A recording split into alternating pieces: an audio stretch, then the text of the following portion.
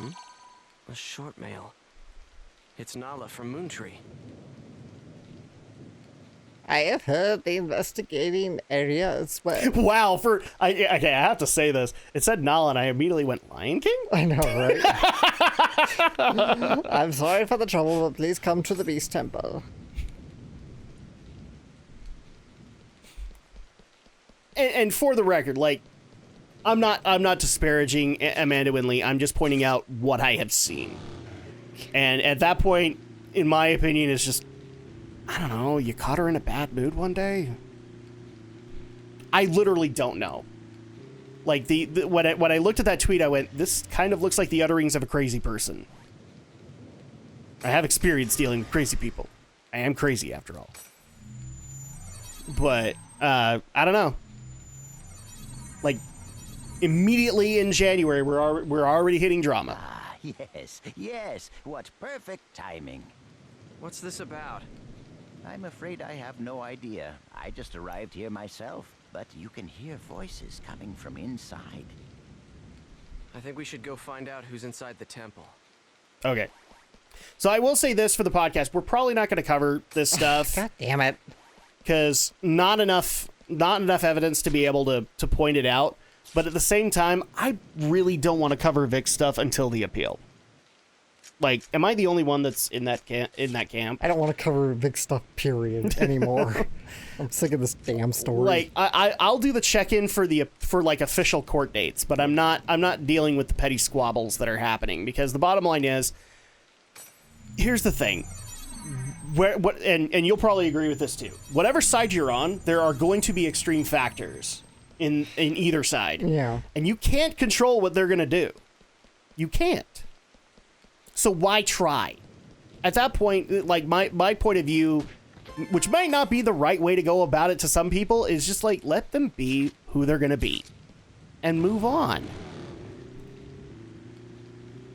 How about you be the civilized adult, since they're not being that, and you be the example? Because I'll tell you one person who's not ordering his subscribers to go out and kill channels that say bad things about him. Guy sitting next to me on the couch. Yeah. I'm not telling the people who subscribe to me, go kill PewDiePie. I'm not doing that. Because I don't see the point. No doubt about it. Now, the delays we might cover because people have imploded. Yeah. And it's kind of funny. So, Adam. Yes. As I Oh, mentioned, by the way, you'll be very proud of me. Oh. I should probably say this. So during my break, I did something unquestionably odd of me. Yeah. I watched anime. Cool. What'd you watch? Believe it or not, to the people who are going to be asking the golden question, did I get back into Gundam? Yes. Okay. I went back into Gundam a little bit. But like I said in one of our previous videos, as a Christmas gift, Alex gave us access to Funimation Now, because, like, people remember I had hardware issues. I did not want to pay for something that I was not getting. This is a piece of cake. Well, it turns out they fixed the issues. Now it runs better than ever, and I'm not paying for a year. Yeah, good. So, like, good. there's the perks, right? Mm-hmm. So I decided to pick up a series that I've never been able to find, but apparently Funimation got the contract, or got the rights to it, I want to say 2 or 3 years ago. Okay. Have you ever heard of an anime series called Initial D? I think I've heard of it, but I don't know anything about it. I have been hearing about this for most of my teenage life. All right, this is an anime that I think came out early 80s, late 70s, something like that. It looks really old.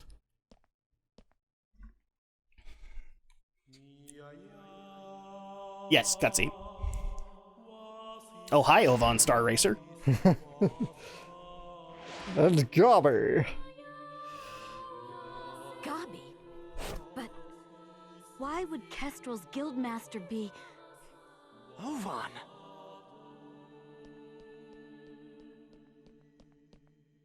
Oh, it's you! Ovan, why are you here? I wonder. I didn't ask you. I suppose you could say I was just talking with an old friend. Ovan and I once pledged eternal brotherhood to each other. Like I care. Answer me, Ovan. What are you doing here? The same thing you are. What? I'm searching for a way to escape from the Ida server. After all, I don't plan on being here forever. Is that not your ultimate objective as well? As members of GU? But how? I want to know how you know about GU. Who told you? What is it that you want? Please, calm down, Master Haseo. I assure you that our objective, and his, is to investigate the Ida server and to use that information to escape. In other words, we are all comrades in arms, and there's no reason for us to fight amongst ourselves.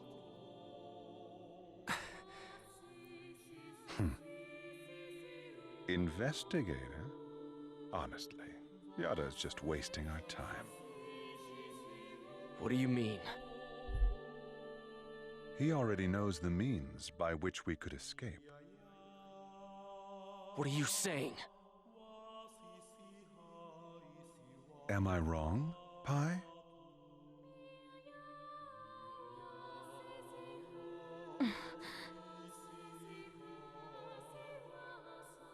If this server was based off of an original CC Corp server, there should be an operation folder somewhere. Operation folder?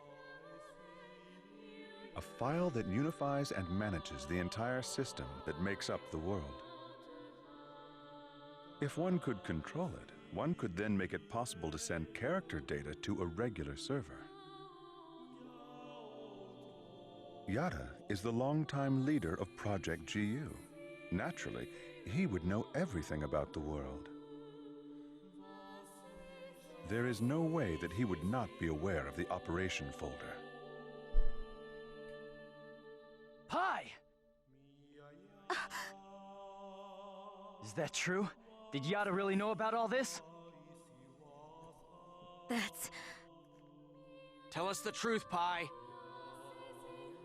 Did that ass really know about the existence of the operation folder and not tell us? We didn't have any proof. That's why Master Yata... Proof? Can we afford to take time to look for something like that? But we don't know the dangers. Is there any place in this entire world without danger? Now, why would Yata not tell you about the folder?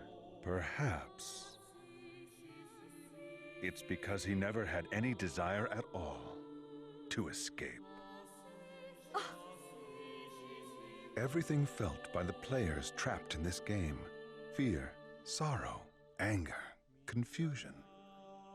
This server is filled with such intense feelings.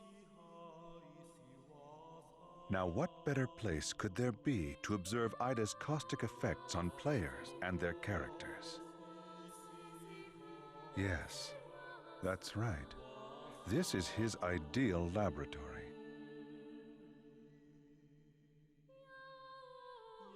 So we're all just his guinea pigs? Neither you nor Yata ever had any intention of saving Adelie, did you? Haseo, listen.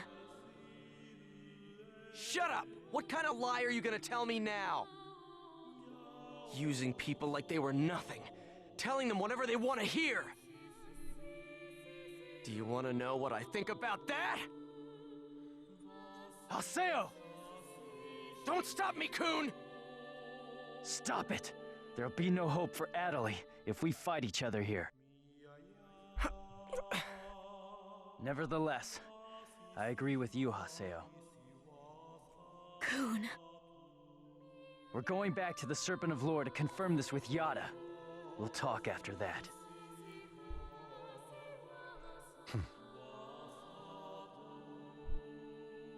Ovan. So, you know Yata too?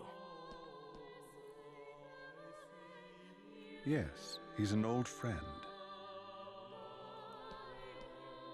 You have a lot of old Give friends. him my best regards. We will meet again, Haseo.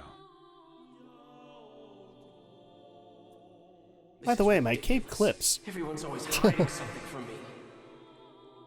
I'll continue with the investigation then. Please do. All right, let's go.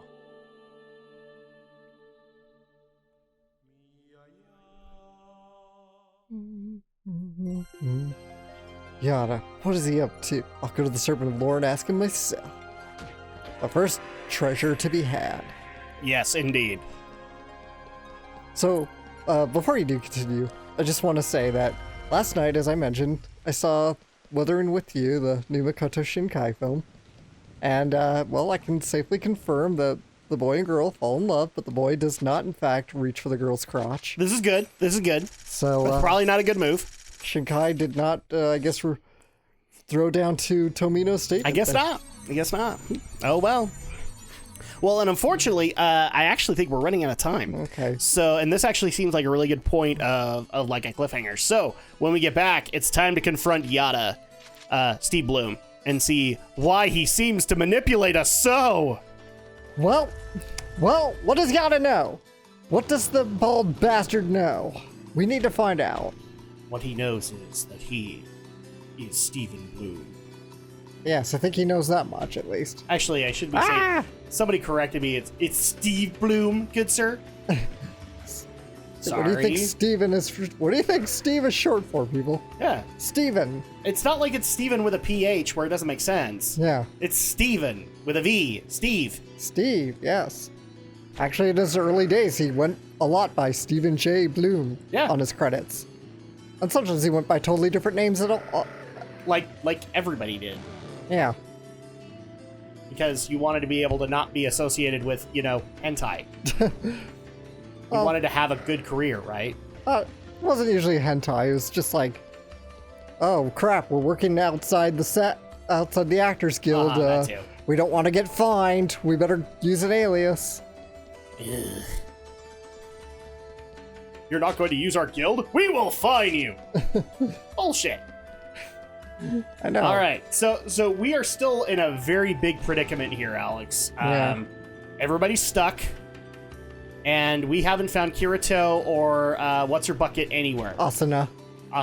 We haven't found them anywhere, so obviously we don't have a protagonist. Yeah, I guess we'll have to settle Sword for... Art GU. Oh, I'm sorry. This is dot hack, isn't it? This is good. Yeah.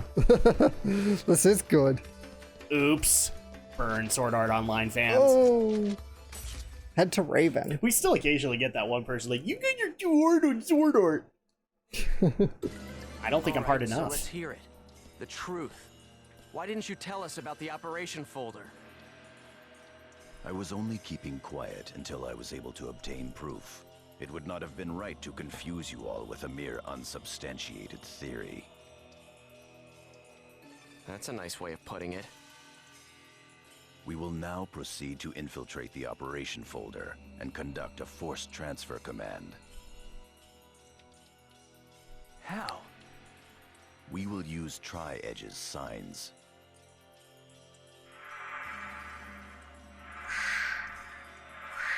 These signs possess traits that allow them to be used as transportation devices. In other words, chaos gates that were made by Ida. There are holes in CC Corp's server, and consequently, holes in Ida's server as well.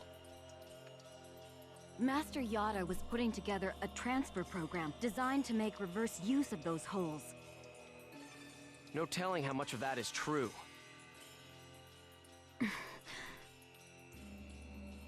The only hole we've identified that connects to the operation folder can be found at Delta Hidden Forbidden Bulwark on the Moragu Barrow Wall. Haseo, Pai, and Kun, you will infiltrate the operation folder using Tri-Edge's sign to gain access. You will then execute the transfer command from the same folder. I have already given Pai instructions on how to configure and execute the program. Head for Morugu Barrel Wall and investigate the sign. The dot hack sign. Get it? Yeah. Fine. Yep, that's the Sasuke I know. Fine. Fine. Fine, Orochimaru, I'll do it. All right, so we have our marching orders. We've got to head back into the place that virtually wrecked us, and see if we can get into the operation folder of the server. Yes. So there you go. Now, I should point out, in our last recording session, we kind of left everybody in a bit of a cliffhanger, so to speak.